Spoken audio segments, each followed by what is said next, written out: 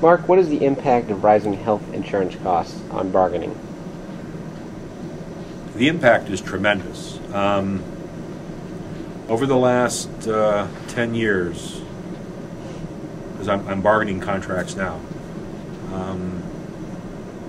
we've seen increases, cumulative increases, of over 100% in premium costs in the state of New York for health insurance.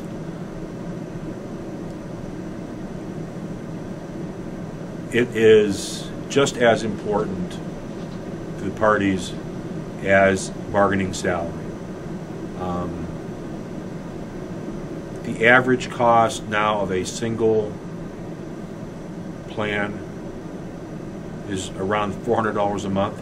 So you multiply that by 12, that's nearly $5,000 a year for a single plan, a single person with no dependents. A family plan is in nearly $1,000 a month now.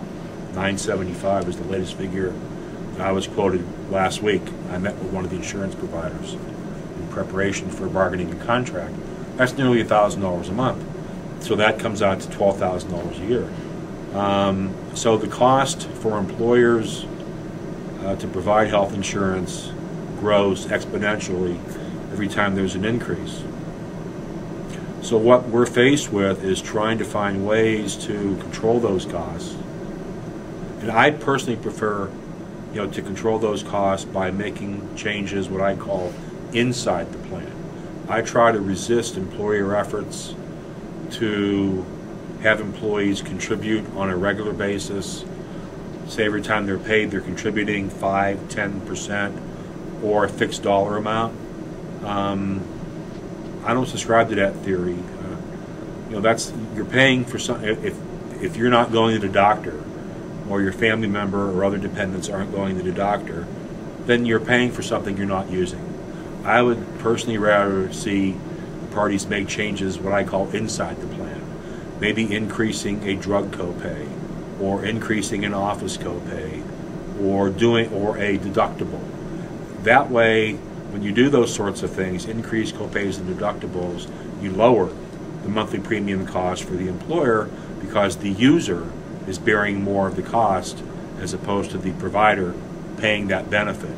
So in doing it that way, people are going to pay a little bit more when they use the plan.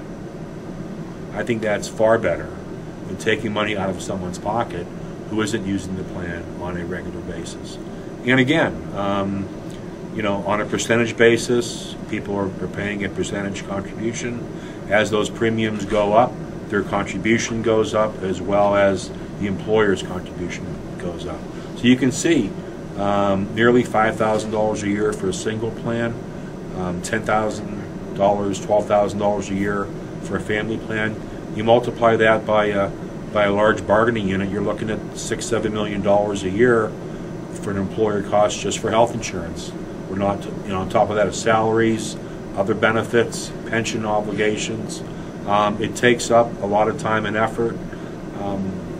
It's also forcing the insurance companies to be more competitive, because now the union and the employer together are challenging these companies to provide us with better rates, or we're going to look elsewhere. And they've begun to respond to that. But there was an election last week. We've got a new philosophy in the country now regarding health insurance. I'm not sure what the federal government is going to do, how they'll do it, when they'll do it, but something has to give here. There are a lot of problems with our current system. People don't get the care they need. People are paying more for something than what they should be paying for something. You've heard the horror stories.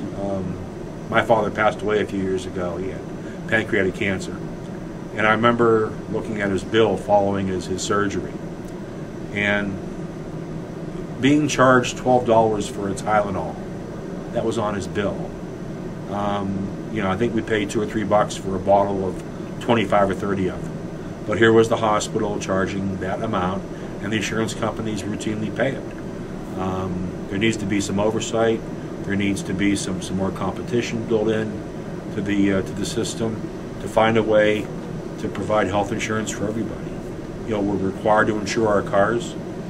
Why aren't we required to insure ourselves?